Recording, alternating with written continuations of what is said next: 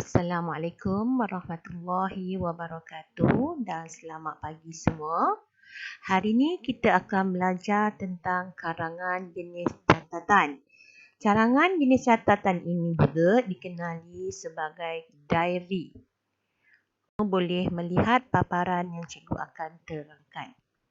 Baik, format penulisan bagi karangan catatan perlu ada tajuk catatan, tarikh, masa dan tanda koma. Pernah buat kan? Tak apa, kita akan lihat contoh yang cikgu berikan satu persatu. Sebelum kita meneruskan membuat karangan catatan, cikgu akan terangkan terlebih dahulu apa yang perlu ada. Baik, ini untuk tip untuk murid semasa menulis karangan. Baik, awak perlu menyusun peristiwa mengikut urutan tertib iaitu urutan secara kronologi. Kedua, elakkan menggunakan frasa penghubung, penanda wacana antara perenggan. Sebab karangan ini juga bentuk cerita, cuma kamu perlu letakkan masa dan tarikh. Baik, untuk makluman semua, karangan ini terbahagi kepada dua jenis, iaitu catatan sehari yang awak catat sehari dan yang kedua catatan beberapa hari. Baik, karangan ini juga merupakan catatan peristiwa yang dicatat mesti penting dan berkaitan dengan tajuk yang diberikan. Yang ketiga, urutan peristiwa dapat menimbulkan daya tarikan untuk mengetahui peristiwa selanjutnya. Yang keempat, cara persembahan tidak berbeza dengan karangan berbentuk cerita. Cuma dia dibezakan oleh format tadi yang ada masa dan tarikh.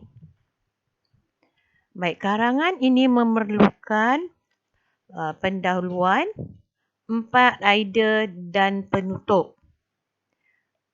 Untuk membuat karangan bentuk catatan, sama macam karangan cerita, cuma kita perlukan masa dan tarikh. Perlu ada pendahuluan, 4 idea dan penutup. Baiklah, cikgu akan terangkan karangan format catatan sehari. Catatan sehari sama dia menggunakan tarikh dan masa. Okey, cuba kita lihat sama-sama contoh yang cikgu ambil daripada buku teks muka surat 4, tajuknya Hebatnya Adikku. Kamu lihat di situ ada Rabu, kamu perlu letakkan tarikh, contohnya 4 Januari 2021. Rabu tu lihat di situ ada tanda koma. Lepas tu baru kita masuk tarikh. Bawah tu kita masukkan masa. Kalau awak lihat di situ pukul 8 pagi. Para peserta pertandingan melukis termasuk adikku Irfan sudah bersedia. Pertandingan melukis akan dimulakan pada bila-bila masa sahaja. Semua peserta termasuk Irfan berkumpul di dalam dewan sekolah. Peralatan melukis seperti pensel, krayon dan kertas lukisan sudah tersedia di depan mata. Awak lihat lepas pukul 8 di situ diletakkan pukul 8.15 pagi. Pun dalam 8.15 pagi tu diceritakan apa yang dia lakukan. Seterusnya pukul 10.30 pagi. Masa 10.30 pagi tu keputusan pertandingan diumumkan. Biasanya untuk penutupan. Okay, cikgu ada sertakan juga contoh yang iaitu ini contoh karangan format catatan seharian. Ditulis tarikh di atas tu 14 Mac 2015. Ini pun contoh karangan yang cikgu ambil. Awak boleh lihat, jadikan dia sebagai panduan untuk menulis karangan. Pukul 7 pagi, Aku bersama-sama dengan anggota Kelab Sukarelawan Muda dan beberapa unit uniform berkumpul di Dewan Sekolah. Kami membantu guru mengemaskinkan tugasan akhir sebelum program Semarak Bahasa bermula. Kalau awak lihat di sini, baca semua catatan ni, dia menceritakan karangan cerita. Cuma bezanya, kita masukkan tarikh dan masa sahaja. Pukul 8 pagi, awak masukkan, dia sama juga macam karangan cerita kalau awak lihat. Kalau awak buang masa di situ, awak akan nampak karangan ini ialah berbentuk cerita. Cuma awak hanya perlu tambah masa dan tarikh sahaja. Sehinggalah pukul 11.30 pagi. Biasanya awak boleh buat pukul 12 lah. Awak hanya tulis perkara-perkara yang penting sahaja. Tidak perlulah awak mencatat perkara-perkara yang tidak penting untuk ditulis di situ. Okey, cikgu juga nak terangkan di sini, ada pernah terjumpa ayat, ini bukan bentuk karangan catatan. Contohnya, hari Rabu 6 Januari 2021, 7.30 pagi, saya pergi ke sekolah.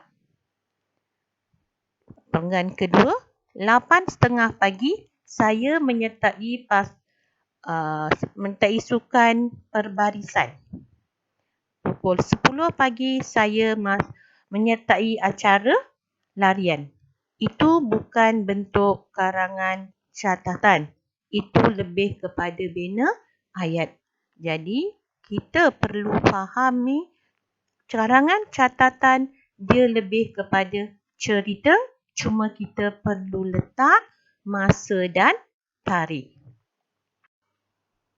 Baiklah, seterusnya kita akan terangkan karangan format catatan beberapa hari. Baik, catatan karangan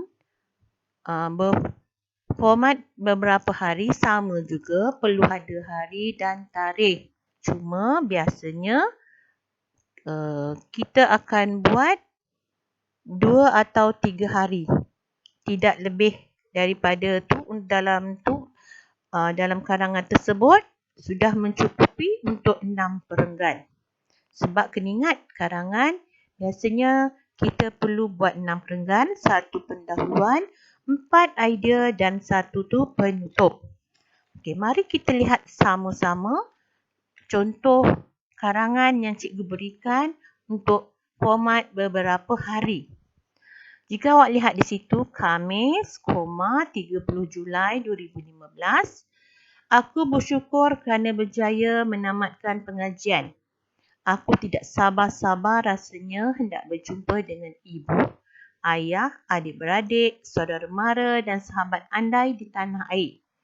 Aku sungguh merindui suasana aman damai di kampung halaman. Aku rindu akan bunyi kicauan berburung. Aku juga tidak lupa bunyi kukukan ayam jantan pada waktu pagi.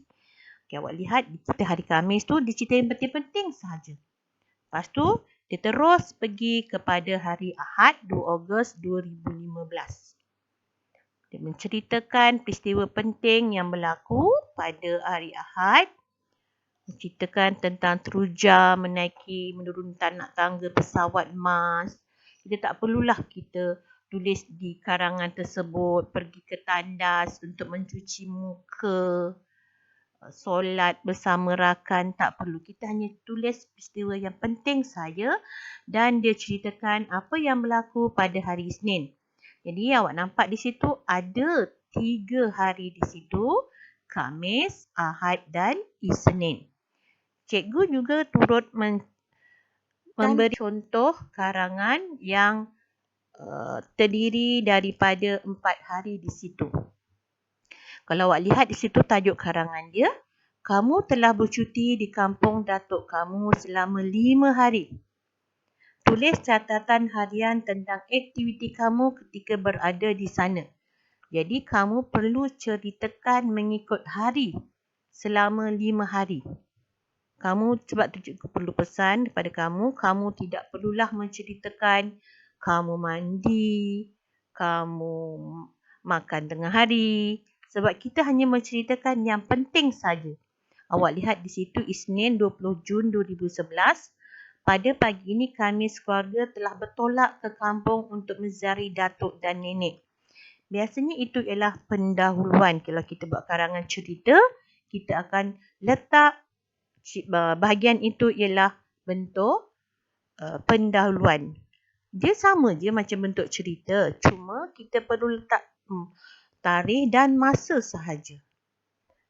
Awak baca, tepat pada pukul 9 pagi, kami sudah berada di dalam perut kereta Ferrari milik ayah. Ayah memandu kereta dengan cermat.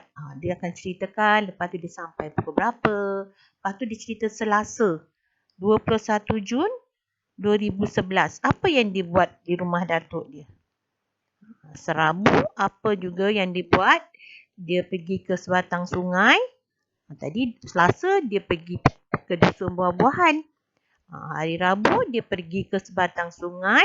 Datuk mengajar dia berenang menggunakan pelampung. Lepas tu Khamis menghadiri majlis perkahwinan sepupu. Maknanya awak ceritakan semua yang berlaku pada waktu 5 hari tersebut. Okey, itulah serba sedikit tentang penerangan tentang karangan bentuk catatan. Kalau awak nampak, di situ memang nampak kita inilah catatan macam karangan bentuk cerita, cuma kamu perlu letak masa dan tarikh. Dan lagi satu, kamu perlu garis masa dan tarikh tersebut untuk menjelaskan lagi karangan tersebut. Okey, nanti cikgu akan berikan tajuk karangan catatan. Kamu perlu membuatnya dalam buku tulis yang karangan yang kamu ada. Sekian, harap dapat membantu kamu semua.